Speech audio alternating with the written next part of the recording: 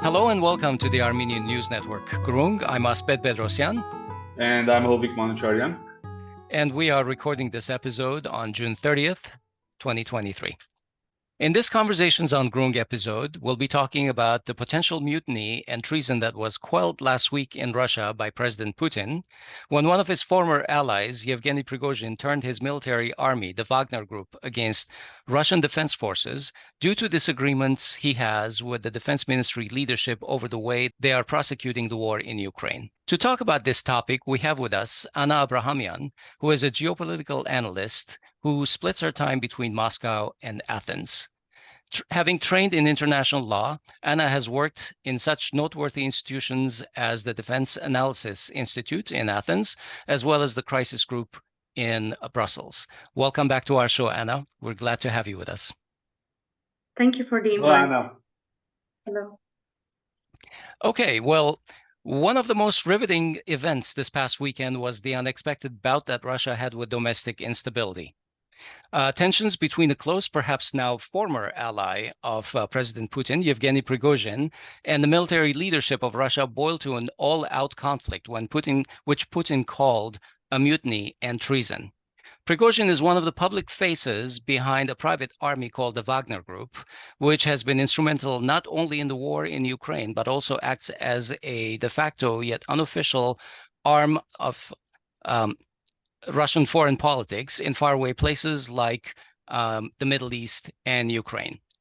Anyway, within 24 to 48 hours, Putin had dealt with this conflict, which is pretty amazing of its own.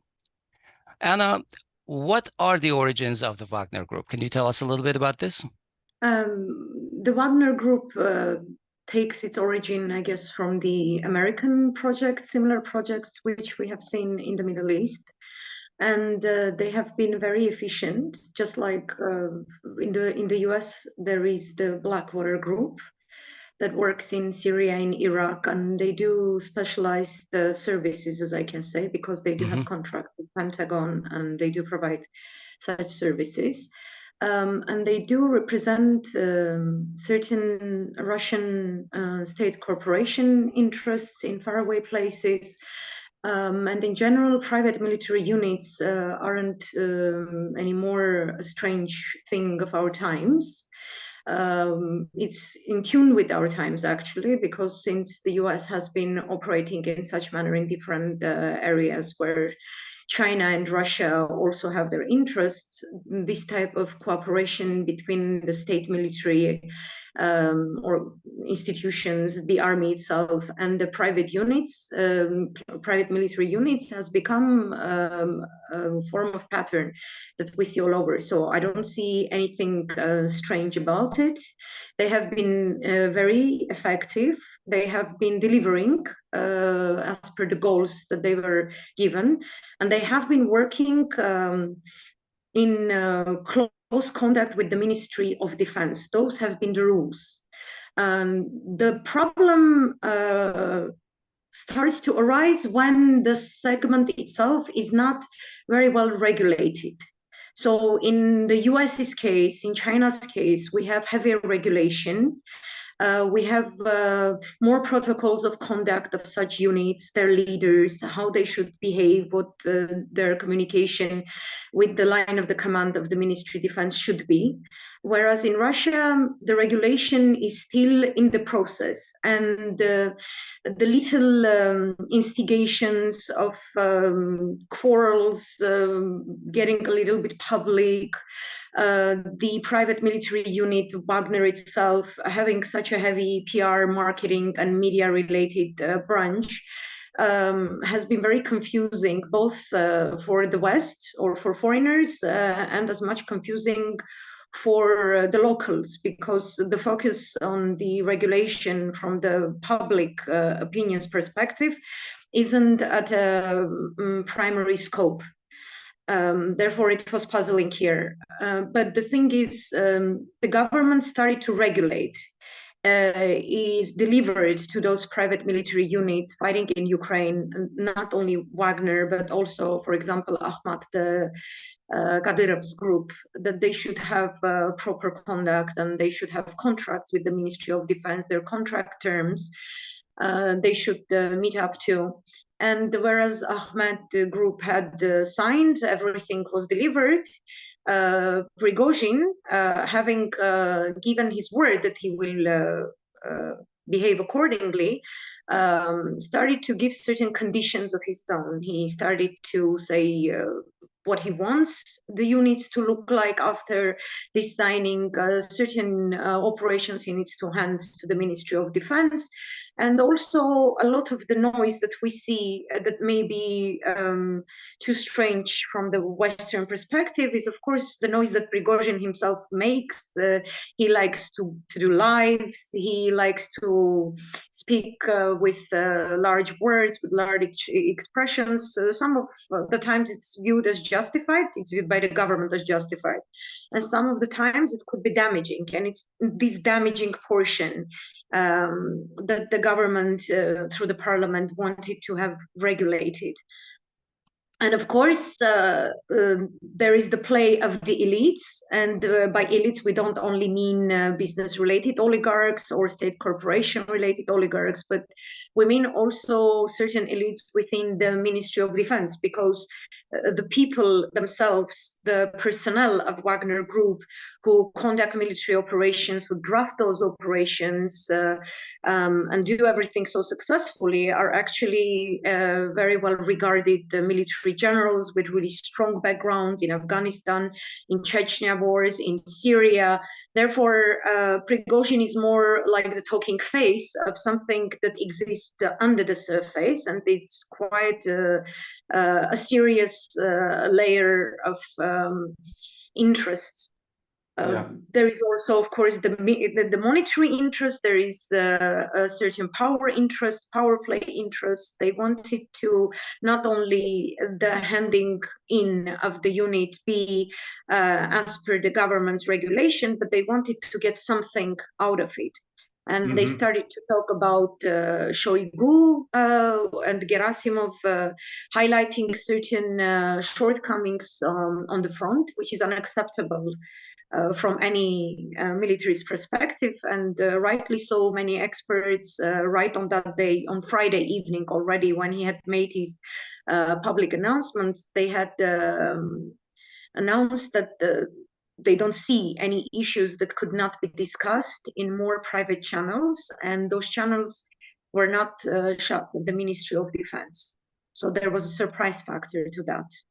Yeah, Anna, one of the interesting things is that Yevgeny Prigozhin has been the only apparently public face behind Wagner, but we know there are other names connected to it.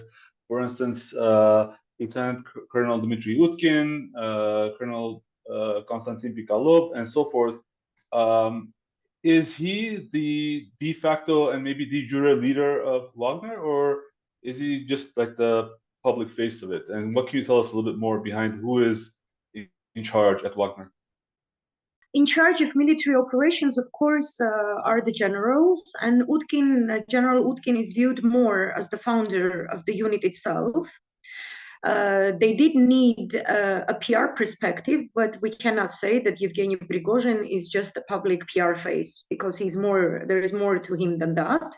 He has also a media group. He was operating rather successfully a pool of military experts who were reporting, military correspondents who were reporting from the field operations themselves. And he has a very good conduct of engaging new recruits in providing the propaganda side of things. And that's very important with those units, because they need to have discipline and commitment that is similar to the Ministry of Defense units, because in Ukraine's case, especially, we couldn't say that about Africa, but in Ukraine's case, they are fighting side to side with the army. There shouldn't be any breakages of the command. So Utkin being in charge of all military operations and who should do what, we shouldn't say that Prigozhin's role as a leader is any much lesser in importance. And they are not concerned when you are in an elite clan, so to speak. You are quite a good team. especially in case of the military in Russia's military history. That is on the level of tradition. So you have really good teamwork in this type of groups. However, all the talking is being done by Prigozhin, and here on the 23rd, 24th, we saw some kind of a breakage of that pact, of that teamwork, because it is a fact that some of the generals were surprised with this, because he was announcing that all the units are with him, everyone is on the same page, they're going to go on Russia and on Moscow. However, we're learning from reports that the soldiers that were involved there, they were not aware that they are in Rostov in order to march onto Moscow. And this is also one of the reasons of his failure at the end of the day. He tried to fight more than he could, because he wanted to get something more out of it, and he did it in the most wrong manner. And that also proves that he isn't really a military man among the team that is there. Yeah. So let's now move to what actually happened, since you made several references to it. As we said, Prigozhin was using more escalatory rhetoric as time progressed. He called the defense ministry liars, that they're lying to the Russian people, incompetent, he accused them of corruption and so forth. And he has routinely criticized the defense ministry for not supplying the Wagner Group with necessary arms. So as we mentioned, the events culminated with Prigozhin's march on Moscow. There was video evidence of destroyed military equipment, and Putin himself even acknowledged there were deaths apparently on both sides, numbering in the tens of people. So was this, in your opinion, was this a coup? Was this a mutiny? It was a mutiny.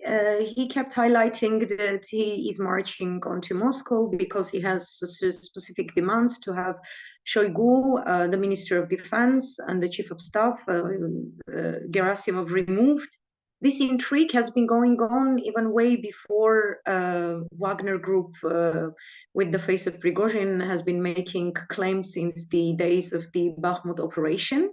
And with the end of the Bakhmut or Artyomovsk operation, it was very clear that they need to hand the keys to the Ministry of Defense, because as the day afterwards Putin rightfully mentioned, their entire operations were always financed by the Ministry of Defense. And it was reminded to them that this was not a private undertaking with some private groups' financial means. Those were the government's means, and therefore they should abide by the law, and they shouldn't put any conditions. And my take is that within the team of the generals that is on top of the Wagner Group, and within a team, not a team, several teams of generals within the Ministry of Defense would have been the authors of such mutiny. We can also consider that as this mutiny was being plotted, there could have been those amongst themselves or those working with them who would have realized that something is being done here, something is not quite as it should be. Therefore, I wouldn't agree with the Western press's immediate reaction that Moscow was taken by a complete surprise. No, perhaps they didn't know what form it would take, because they didn't know who the culprits were, both within the Ministry of Defense and within the Wagner Group. The part of the surprise was how should the Ministry of Defense conduct itself when Prigozhin specifically takes all the Wagner groups and brings them to Rostov, to the southern unit of the general staff, marches in there, because we know that Gerasimov was there. And then he proudly declares that he took the entire unit, because Gerasimov has escaped, he's a coward. But then we know that there are protocols that in cases of such mutinies, the first thing to do is to always protect the Ministry of Defense, the first basis, so to speak. And also, there are different parties being played. I mean, both within the Ministry of Defense staff and within the Wagner Group, there have been cases where we get hints that they may have been in contact with Western curators, someone who hinted them that they might do something perhaps. And we cannot assuredly say that they were on the side of those from the West, because this case, I think, will be discussed for years and years to come. We're just going to try to bring it down to what happened to that day, and probably bring out more questions than try to give final answers to all arising questions. Because from this perspective, you do have a possibility that also it was the Kremlin's way, knowing that such mutiny is being plotted and having their informers among both groups to tell them, you know, go ahead and do it now. And let's prove the West that what they were planning cannot happen. And from many perspectives, when we give the question, qui bono, who benefits from it? Moscow benefited from it. The Kremlin benefited from it. Shoigu and Putin and Gerasimov, everyone benefited from it. Because with all his announcement Prigozhin made, and he said, I'm coming to Moscow, and all these things, we were seeing hesitations from both sides, because yes, there was a command, obviously, after Putin's announcement that this is a mutiny, this is a treason. So the Ministry of Defense has to give according command, and the command is to go and try to target certain groups of Wagner. And both sides gave certain amount of victims in the first hours. But we didn't see two things. We didn't see the line of the front itself in Ukraine getting broken. There is a political analyst here in Moscow, Ishchenko. He gave a very interesting perspective on this, saying that if we look from the viewpoint that the West was trying to achieve something, then the first thing they would try to achieve is to bring confusion on the front line itself. If Prigozhin starts to march on Moscow from Rostov, then the military has to do the right command operation, and the command should go also to the units in the front, because Russia is vast and Wagner has many groups all over Russia, and he could have given a command to different parts of the country. The units were in different parts of the country to take up weapons and start to march to Moscow as well. So that's very interesting that from this side, we don't have other units, other Wagnerites in other areas of Russia doing anything aggressive, marching anywhere.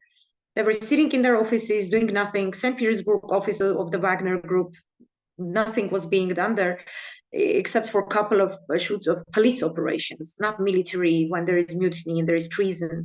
So the scale down was right from the get-go. And the front line did not get a command that they should leave their posts and come and join and try to do something to the Wagnerites in Rostov itself. On the contrary, we saw that the units that were on the front line, they were sending video messages with their chief commanders saying that we're staying on our positions, we're not going to move away from here. And the night before that, they were heavily bombing Ukraine, much heavily than the nights before. And they conducted all the operations as per the command of the Ministry of Defense on that day as well. And Ishchenko's take is that they wanted to see a breakage of the front line. So finally, the Ukrainian counteroffensive could take place from a place like Zaporozhye, because it is their gateway to Crimea. And then the day after, we read in New York Times and in Washington Post that they did admit that the front line did not break. So we saw a scale down. No one moved any more forces than what they had on places. And then we have the head of the Rosgvardia, General Zolotov, who explained the strategy, Moscow's strategy, was to meet Prigozhin and his people near Tula, outside of Moscow, have them centralized there. And according to the statements he made, Prigozhin did arrive there, no, Wagner did arrive there, and they saw that they were met with a force that was much bigger. It was determined, and it was going to be a bloodshed. And Prigozhin, from his PR perspective, does not want any bloodshed of his soldiers. He did have his little show where he shot several, a warplane and several military helicopters. However, if he would go ahead and have his soldiers targeted by Rosgvardia, that wouldn't be speaking good of him anymore, because yes, people were speaking. I was following the Telegram chats, the news, both sides, those who heavily support Prigozhin, those who are heavily against him, and people were on the same line in that we don't need this right now, meaning we don't need him trying to bring instability in such a chaotic manner. They understood that he doesn't see what he's going to do afterwards. He has no idea. It was very obvious. And people, after his several statements, after the military helicopters being brought down, also started to doubt whether his statement about just bringing Shoigu and Gerasimov down are legit, because they were discussing that, and military and political experts as well, they were discussing that once you have the military in your hands, once you get the military of defense in your hands, automatically you're going to go after the bigger piece, and that is the power itself in the country. And people were clearly on the side of the president. They did not want any of that to happen. These were the takes from the public perspective. And this is why I'm saying there is several layers of it, because we did see the CNN the next day, for example, writing that they were expecting that this clash would be very bloody. There would be Russian soldiers shooting other Russian soldiers, which would develop very quickly into a civil war, and the country would go into a chaos mode. Not even as in the 90s, it would be more like the 1917. And there was no bloodshed. And I think that is a very big achievement of the executive power in Moscow. Definitely, we saw even special summits or meetings called throughout the West. Do you believe this was that everyone was surprised by what happened? Because also there were reports that some Western intelligence agencies had advanced knowledge of this operation, or was this just all, I don't know, for propaganda purposes, in your opinion? Again, we're going to keep the rule that there are many layers of it, because we definitely read in the American press the next day that the Department of State knew from US intelligence services that such a plot was being planned 2 weeks ahead of the event. Also, there is the take of George Friedman post factum. He stated that when we see with what persistence Prigozhin was demanding weapons, more and more weapons from the Ministry of Defense after the Artyomovsk operations were over, we can understand that the Russian intelligence and the government would also have guessed that what he's asking for is not for the front, because what the front needs, the front has. And if he wants whatever for the front, the condition is for him to sign the contract, roughly speaking, as they say in Russian, to come into the field of law. And then he would get the weapons.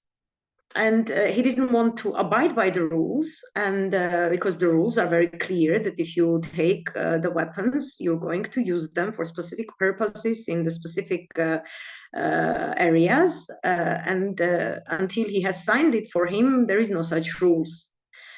So I agree with George Friedman's take, and the US press also said that the Russian government may have gotten the wind of it 2 days before the event. whether it was 2 days ahead or 2 weeks ahead or several weeks ahead, we should also take into consideration something that I see still in blurry colors, because we have this interesting communication between the Russian Ministry of Defense and the US Pentagon. There is an operative line between the two for specific cases. Of course, their number one concern is the use of a nuclear weapon and how it's being controlled. What would the government be able to do if suddenly this type of weapon would appear in the hands of the Wagner Group? But I saw a little sentimentality in there. I saw the way that not only the US press afterwards was discussing that Shoigu is a more preferred general, as a more preferred Ministry of Defense and general with whom they have a good conduct. But I also saw that from the side of the Russian military. There was a debate among the military experts and political experts because there were certain names that were coming out. There were names of Surovikin because people were circulating. They were saying, oh, many people said, if all he wants is the resignation of Shoigu and Gerasimov, then they should give the resignation. And look, we have lots of good people. We have Dumin, we have Surovikin, and Surovikin could become the commander-in-chief, and Dumin can become Ministry of Defense. They were saying this, but then Putin would not have agreed to that because you don't have in the Russian tradition agreeing to the terms of the terrorists, so to speak. Anna, all these names that you are mentioning, are these separate camps, basically centers of power inside the Ministry of Defense in Russia? It's still shady because until the mutiny and even during the mutiny, we were seeing Surovikin as a general who is against the Wagner Group. But he's also a general who has a very good record in Syria operations. Right. On the basis of which he was brought onto the Ukraine front, and he did do very big changes there, and he did achieve a lot. But then there is also this talk that he himself wanted to take the position of General Gerasimov, and that when he made a statement, a video recording calling Wagnerites to put his weapon down, actually he was at that time on the Wagnerite side. He was playing both sides, so to speak. That version is being written both in the Western press and the Russian press. In the Western press, it's written in grimmer colors that he's under arrest and he's, I don't know what, no such thing. He goes to his work, and as long as in any military of any country, when someone is under investigation, they're not being roughly removed. They have to still find out who was on which side and who was plotting what and who was planning what. Right. They were also speculating that he probably had, or maybe had, advanced knowledge of the insurrection and didn't tell anyone.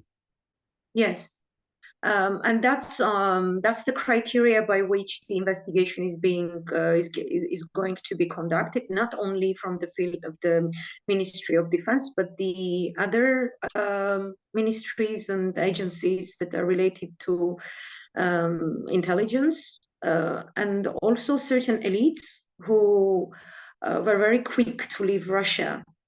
Both from amongst those who are in the government and those who are known for running huge businesses. They have huge business interests, but they also have vested interest in certain military groups. So for weeks ahead of us, we're going to witness cycles and cycles of investigations. We're going to hear names and speculations.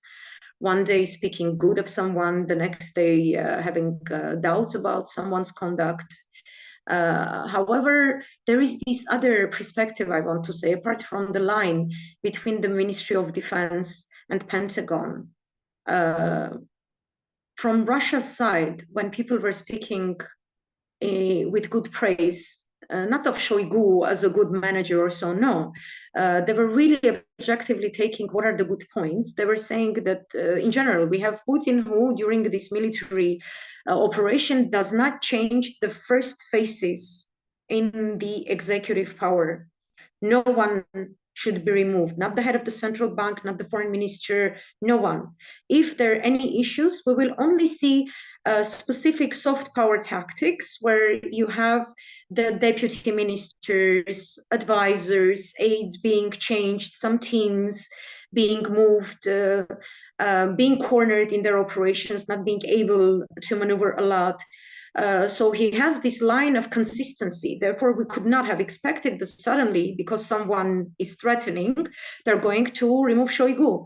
And apart from a lot of negativity coming to the address of Shoigu and Gerasimov, which, by the way, mostly is generated by Prigozhin's conduct for many, many months, and the details of which you will know, the causes of which you will know later, Russians see the positive side that both Gerasimov and Shoigu have a very long-lasting history of good conduct with NATO generals, not only Pentagon generals, but that there has been very effective and efficient cooperation between Pentagon and the Russian Ministry of Defense in different parts of the world. They work together, they advised each other, they warned each other of any possible terrorist attacks, and that this experience gives advantage to both Shoigu and Gerasimov, because while we have this war going, we cannot change these people, these faces, with their good standing contacts amongst the Western generals,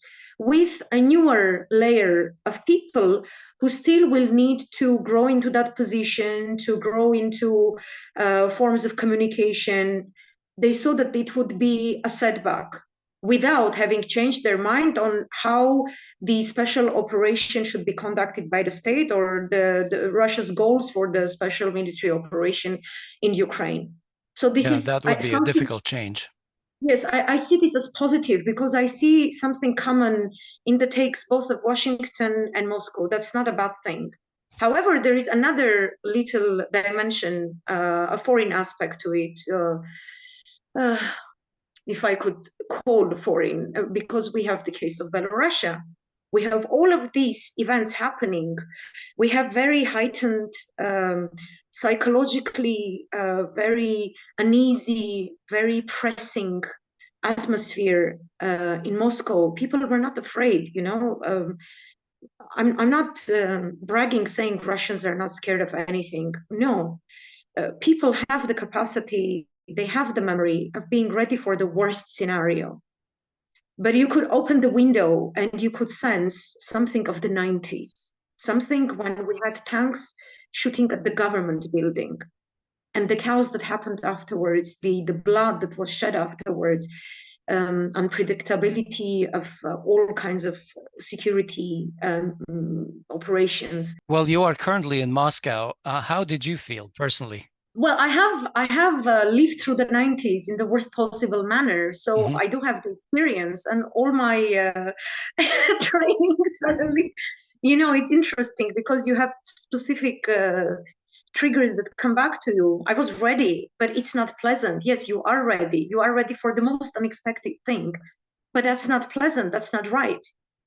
Because the scale of it is going to take all the former Soviet countries. It's not just about Moscow. Yeah. And today we're in a situation in the world where it could go global very easily, very chaotic, very easily, and with really bad results for everyone.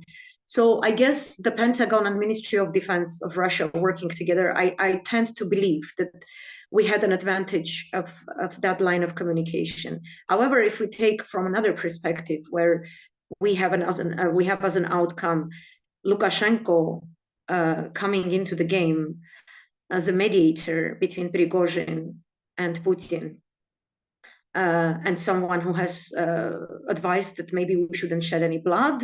I will talk to him because I've known him for 20 years, and there's no way he's not going to answer to my phone call. And we have... Yeah, let's go there right now, because we actually had some questions about this, because reportedly Lukashenko personally knows Prigozhin and had a lot to do with brokering this deal between Prigozhin and Putin. In fact, the question we had was, did the two sides need a face-saving way of backing down from this conflict? And Lukashenko was able to provide that value for them. Yes, and this was also Lukashenko is good at doing the right PR at the right time. There is something they have in common there with Prigozhin, more than Prigozhin could have something in common with the generals, the Ministry of Defense, and let alone with the Kremlin, because it was very clear that Putin is not going to talk to him. It's not because it's Putin, it's because it's Russia. In Russian history, leaders do not talk to those who terrorize them, not personally, but to terrorize the state. It's a tradition, it's a protocol. They follow the protocol, because it really upsets me when in the Western press, they themselves for so many years, having used the character assassination tactics we have seen US conducting before colored revolutions in the Middle East, where it works on Saddam or against Gaddafi or Bashar al-Assad. Russia is not Middle East, and Moscow is not Baghdad. I'm not saying Baghdad is any worse than Moscow, but one is an apple, the other one is an orange. Okay, you have to consider that, and there is no consideration. This is wrong because there is a huge information gap. Putin does not conduct direct talks with Prigozhin, not because he is Putin and he's Prigozhin and he's a bad guy and he's whatever. There were some Twitter channels affiliated with NATO who did write about Prigozhin during the hours of his mutiny, that he's a freedom fighter. Once he sat down to negotiate with Lukashenko, he became a terrorist again. So we should take a consideration of this, that this is the norm by which the Russian state conducts itself with anyone who threatens the executive power in the country. Well, it's amazing to see what you get from reading these various sources. If you read some Western sources, you can sort of notice the language that they are using regarding this insurrection and just basically start understanding where their interests lie and what they want to happen and everything. In fact, there were some sites, I think, that said that it's possible that Prigozhin was even bought out by the West and turned against Putin. Is there any evidence that the West had any role in this in these events? From the analysis that I read, I see that mostly they do see the Western track in his conduct, but I also see the pattern by which they're saying that the government took the most benefit of it, and he could not have taken most benefit of it if there had not been anyone from among the Wagner groups or affiliated with them, giving specific information to the specific circles. So it could have been a very well concerted operation from that point on, even with Prigozhin being involved. With the way that Lukashenko presented, I followed in very detailed way 3 days. I really followed who would make what statements, in what condition, what hour. Why would Putin announce, first Peskov would announce Sunday evening that Putin is going to make a statement that will change the course of Russia or relates to the fate of Russia. And people just stuck to the screens waiting for Putin to make that statement. Putin did make a statement, but that statement was not so fatal.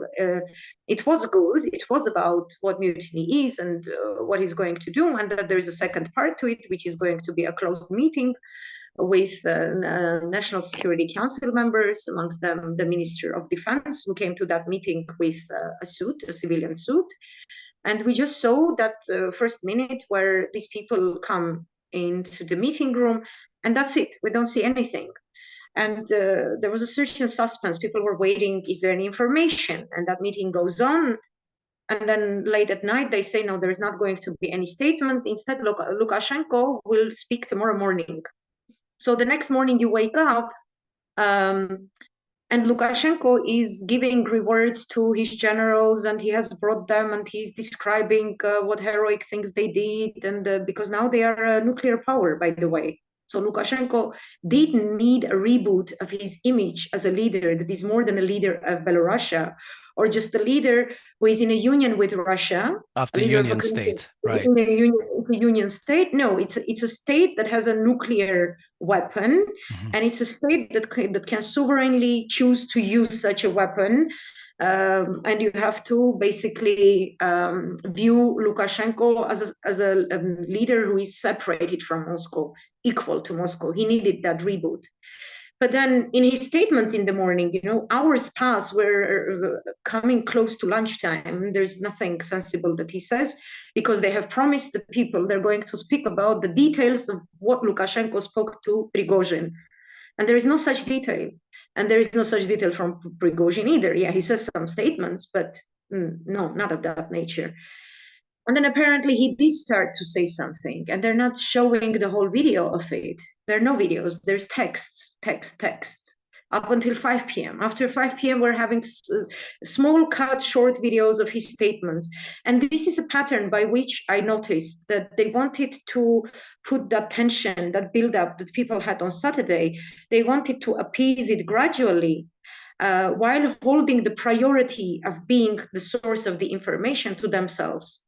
But the source of the most important information you will get on what happened on Saturday from us, the government and the military people, not Prigozhin, not Wagner, and not the media. Because on the same night, after the Security Council meeting, Putin had a meeting also with, they're called the Kremlovsky pool journalists. It doesn't mean they're Kremlin journalists, but journalists who cover Kremlin from various sources, amongst them also bloggers, military journalists. And he had such a meeting behind closed doors, and they knew that this meeting is going to have closed doors. No one is going to do any leak to the press of what was discussed there, because this is a method by which the government, keeping the priority of the information in its hand, also shows that it's in good command, and this is the only legit information that people can get while we're having a war in the zone of the special military operation. Since we're talking about Belarus, there was also reports now. Of course, Putin in his public address, not only to Prigozhin, but he essentially gave those Wagnerites that participated in this mutiny the option to go to Belarus, and many in the West treated this as an attempt to move the Wagner Group to Belarus and potentially as a threat to Ukraine from the north. Do you believe that such a thing is possible? And will Prigozhin still be in control of Wagner Group in Belarus? And how big is their potential? This is that one dimension that I was mentioning, that I see more a concerted operation, because this happens after the nuclear weapon has been placed in Belarus. And if the Western viewers are saying that so that Belarus can threaten Ukraine from the north, they should understand that Belarus has been under a threat from NATO countries continuously in a most robust manner, especially considering the coup attempt in Belarus and how bloody it was and how tragic it was. Those listeners from the West, they should know that the people in Belarus and in Russia, they are, and in former Soviet space, so to speak, they have seen the 90s. They don't want a repetition of that. In general, colored revolutions are now pretty well-known scenario. Therefore, they should understand that Belarusian people, or the Russian people, they view the NATO countries' threats and statements as very serious. They are under a threat. And they know what the West is capable of since the days of World War II. And it's not a patriotic sentiment when people in Russia or Belarus do reference to World War II. It's not sentimental, it's real. It has happened there. Every inch of land you walk on in Belarus, it has been fought off from Nazis at a very high cost of human lives. Every inch of it. So if people on both sides would just stop looking at this from the perspective of the information campaigns of short news stories that each side conducts according to its propaganda, then we would see that there is a concern there. There is something to be concerned about. Lukashenko, in his statement, made very clear that if Wagnerites are going to be in Belarus and if Prigozhin is going to be in command there, it's the Belarusian military who's going to be in command there. And that's not a joke. It's not a light statement. Belarus does have very well organized military, fully operational. And yes, it has every right to say that the genocide that happened to Belarusian people on the first days of Hitler's attack, they're not going to allow it to happen. Yes, he's very colorful in the way he speaks or whatever, but so was Churchill before World War II, right? The threat of war is very real. And we see NATO that makes statements and conducts itself in a manner where it doesn't hide that eventually it wants to have Russian and Belarusian territories to be targeted by the NATO military. They know where this is going. It's not about Ukraine. And this is why I see a concerted effort whereby no Wagner Group is going to be off the command line or the chain of the command that will come from the military of Belarus, whether it works in close contact with Russia's military or it makes choices of its own, takes decisions of its own. They're going to be even heavier regulated in Belarus than they were in Russia. It's a smaller area to monitor. It's the military intelligence on Belarusian territory has a smaller territory to cover and to make sure that things go according to the command. And the margin of error there is less, but yes, there is also the angle from which you're asking, because it is true, as the Western press was writing, that when this mutiny began, Wagner Group was 200 kilometers away from Moscow. As it ended, suddenly it is 100 kilometers away from Kiev. And here we need to talk about the threat of a nuclear attack. I think the time has arrived. If you agree, I can go on about this. Yes, of course. Yes.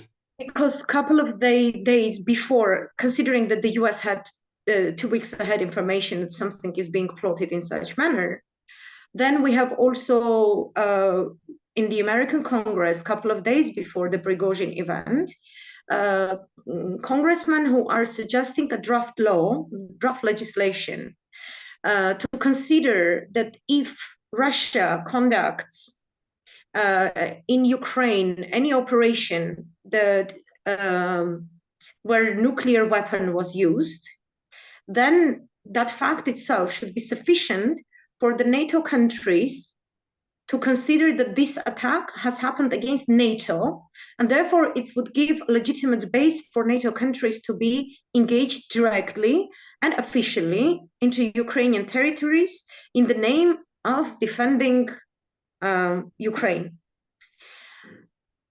which I really caught attention of, and I said, why would they? Why are they doing this? That was really irresponsible, in my opinion. Yeah. But it was very, very widely spoken about. It was discussed that there was also goings and comings of the British defense minister, the prime minister making statements. It's when you're in Moscow and you're reading this news, it's nothing short of World War II being planned in front of your eyes, because we are very well read in history. We both in books and in our family's histories, our grandfathers really fought in that war, and many of them did not come back. So it's really like that, because during the Prigozhin mutiny itself, all the time, Zelensky and other Ukrainian officials were making statements of how the citizens of Ukraine should conduct themselves if there were a nuclear attack. An attack with the use of something nuclear. If you are on this bank of the river and the bombing has happened here, then you should go and get a shelter somewhere, I don't know, this many kilometers or meters away. You should use this type of medication. You should drink this type of water. And if you're on the other bank of the river, you've got nothing to worry about. It's a psyop, because before anything has happened, before there is any proof, he's talking of something. And this perspective matches with Ishchenko's analysis, that the West really wanted to get to Zaporozhye once the frontline defense of the Russian army would get a command to go back into Russia, into Rostov, and deal with Wagner there. And then you would have mutiny amongst those soldiers as well, because not all of them would agree to go and do something against the Wagnerites, because they have been fighting together. During this confusion, this is the Russian analyst's take, which is the mirror perspective of what the US and the NATO countries have been wording through Zelensky continuously. They're saying that it's the West that was planning a diversion with the use of a nuclear weapon. Therefore, Zelensky had got the command, and we know Zelensky doesn't make any decisions of his own, he doesn't make his statements on his own. They would try to use a nuclear weapon and say that it was the Russians. And since there would be a chaos on the front line, then the people from the West watching the TVs would have an Iraqi-like situation where the evil dictator has used weapons of mass destruction, or evil Assad has used chemical weapons against its own citizens. And even though there is not enough international legal basis for our presence there, our military presence there, we have to go there to save those people from themselves. And then we have an Iraq situation there. And since it's a nuclear weapon, they would use that excuse to eventually build up a case, saying that in order to find out where this weapon came from and who those people were, they have to also do something on Russian territory as well. And before you know it, Russian territory gets bombed too. This is our take here. This is what it looks like from here. Whether your Western listeners like it or don't like it, you need to know that there's 145 million people living in this country, plus Belarus, plus other countries, who don't really trust the Western line of propaganda, because it is propaganda. Because now Russophobia has been preached in such heavy manner that no one in that moment would actually think, let's think for a moment, who would want to use such a weapon in such a timing? Who benefits most from it? Not Russia, because these are the people who they're going to die.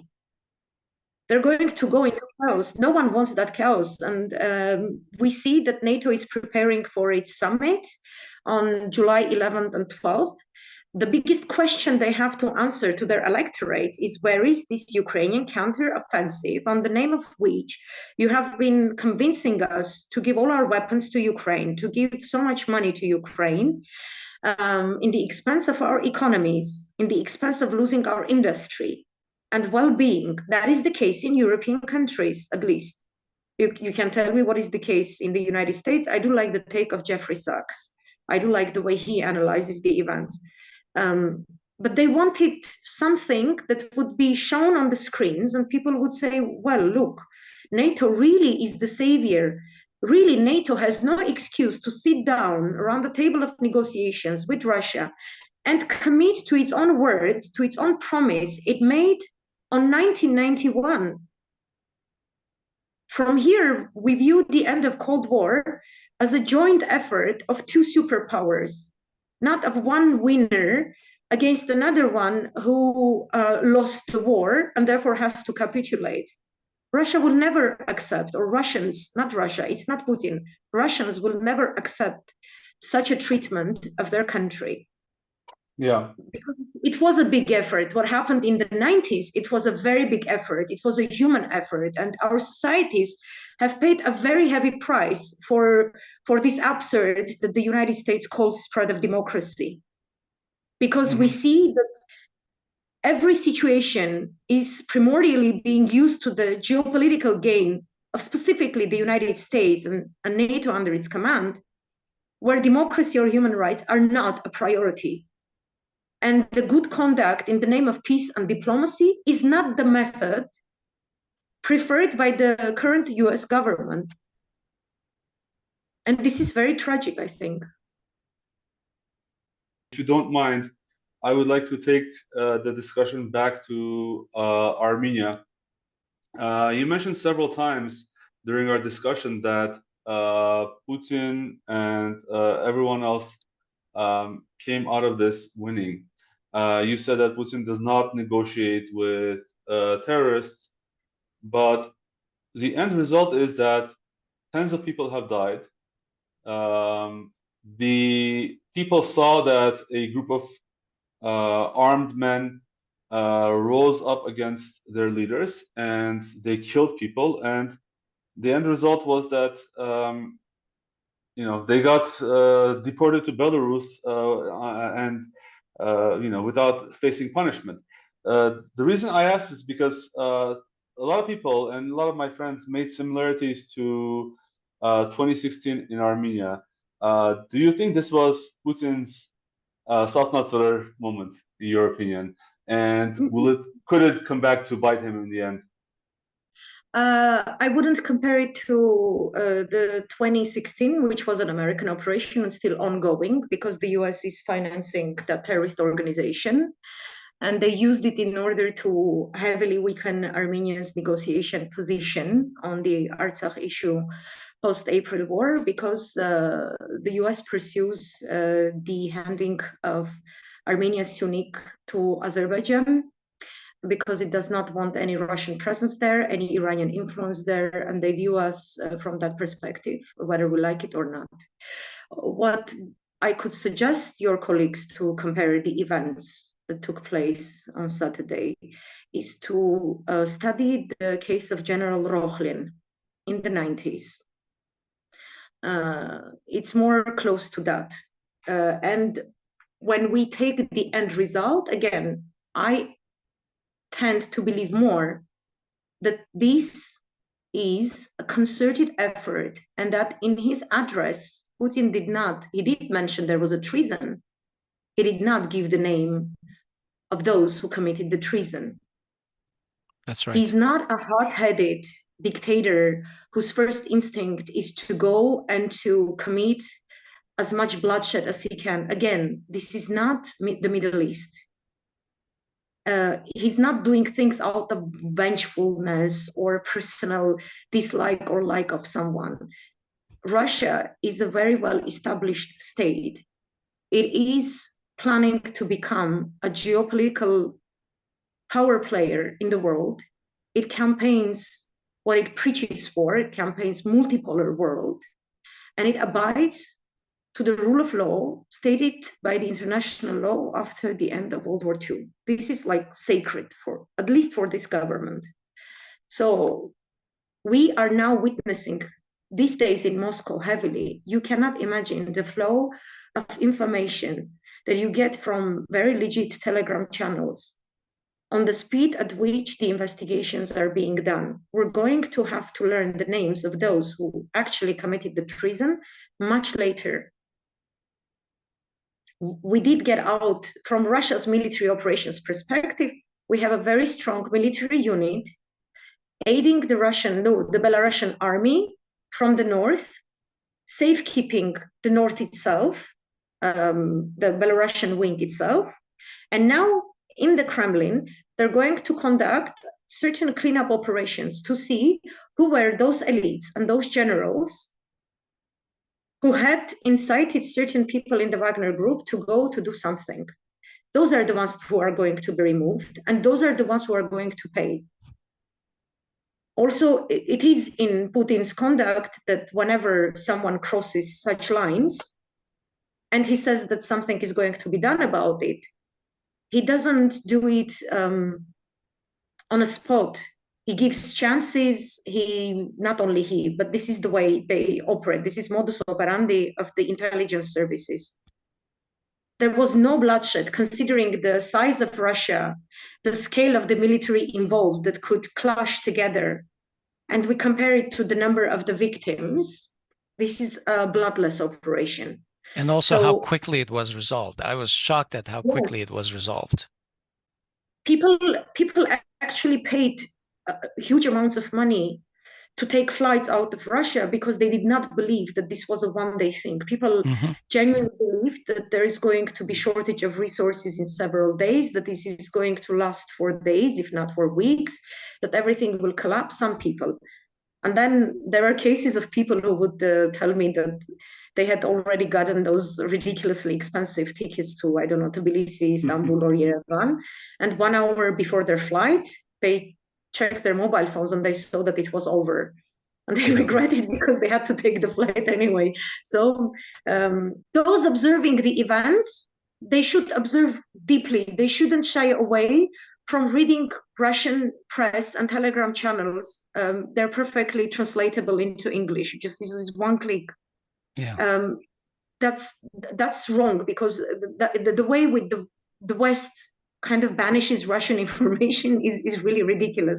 Because if you are an analyst, I'm not talking about an average person, I'm talking about analysts and experts. If people are genuinely interested to learn names, to understand how the power play gets organized in Russia, you might actually learn something interesting because it's very artful. The way we could observe, for example, English politics.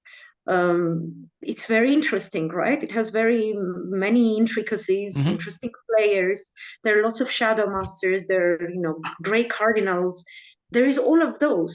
And those who committed treasons are not the ones who were on the first lines making those live statements.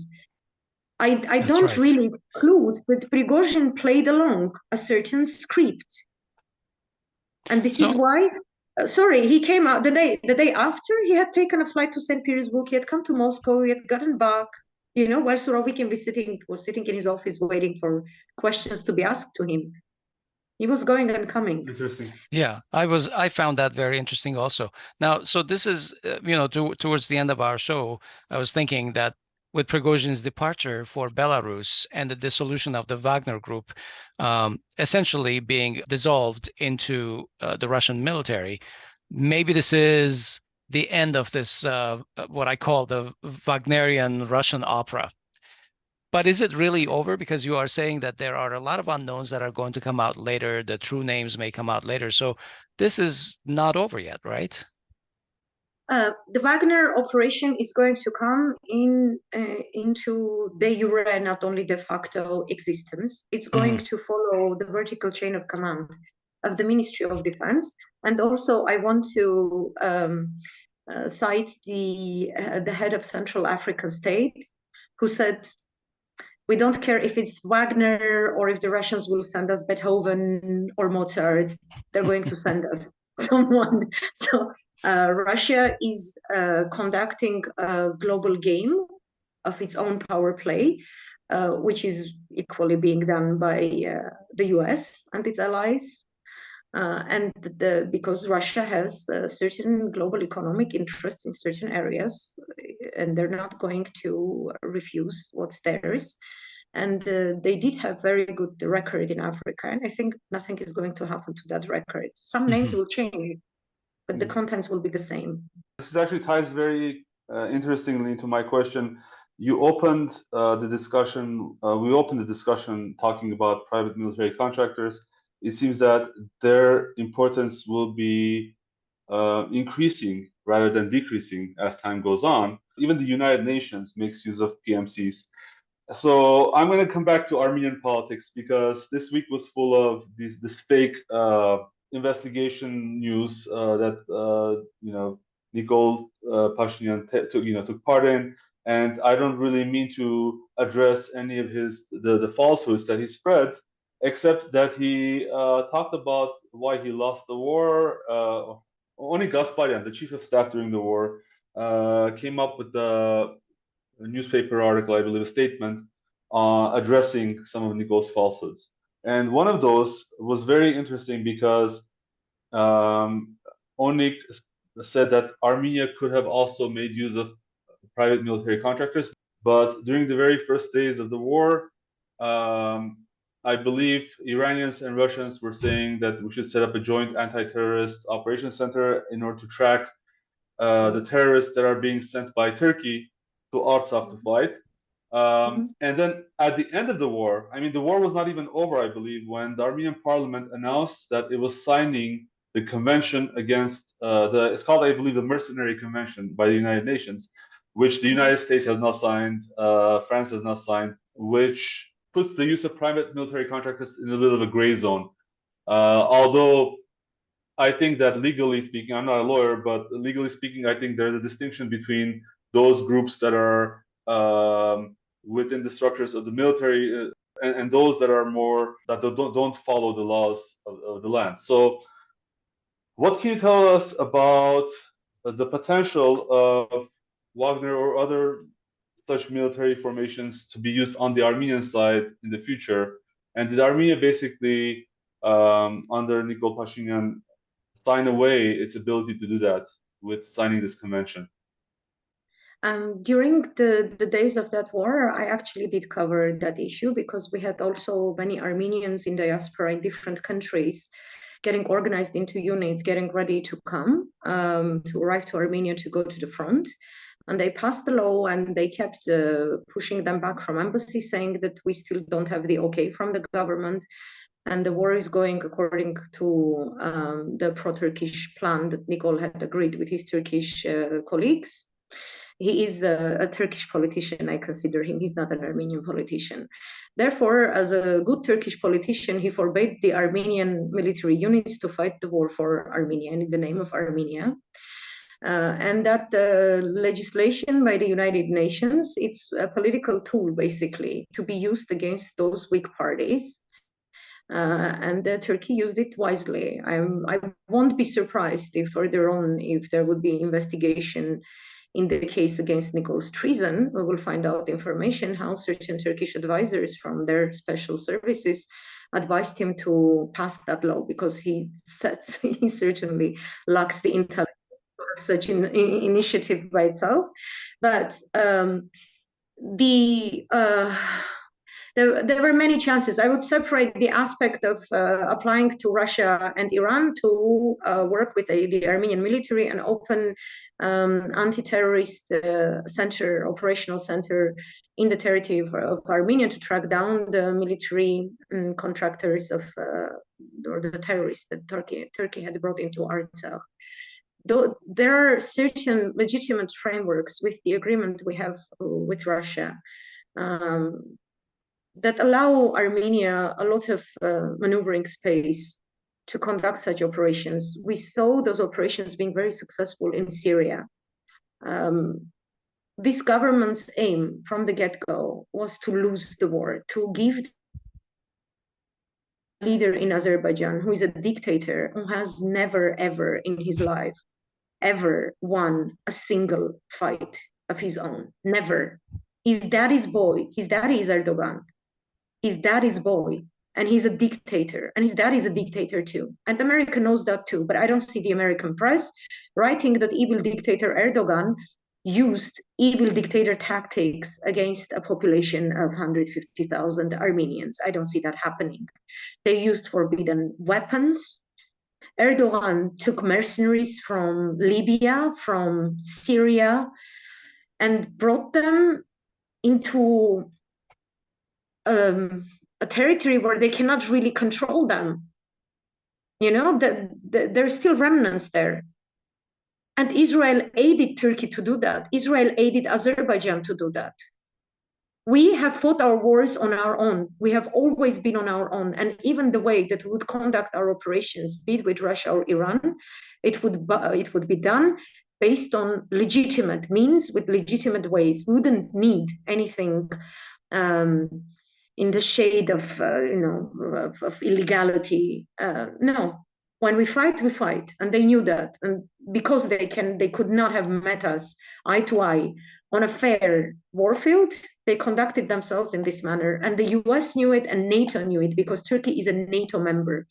NATO member Turkey brought Syrian and Libyan mercenaries into Artsakh, because Armenia's cause for the independence of Artsakh would end up their geopolitical goal of getting themselves into Central Asia and trying to conduct certain power plays against China and Russia and Iran. We're being sacrificed for someone else's big game. Thank you, Anna. Great talking Thank with you. Much appreciated. Thank you, Anna, for this was an intriguing discussion. Okay, thank you. All right, that's our show. We hope you found it interesting. Please follow us on social media and find us everywhere you get your Armenian news. We'll talk to you soon. The links are in the show notes. That concludes this Conversations on Grung episode, and we hope you found it useful. As always, we invite your feedback. You can find us on most social media and podcast platforms or our website, grung.org. Don't forget to subscribe to our channel on YouTube, like our pages, and follow us on social media. On behalf of everyone in this episode, we wish you a good week. Thanks for listening, and we'll talk to you soon.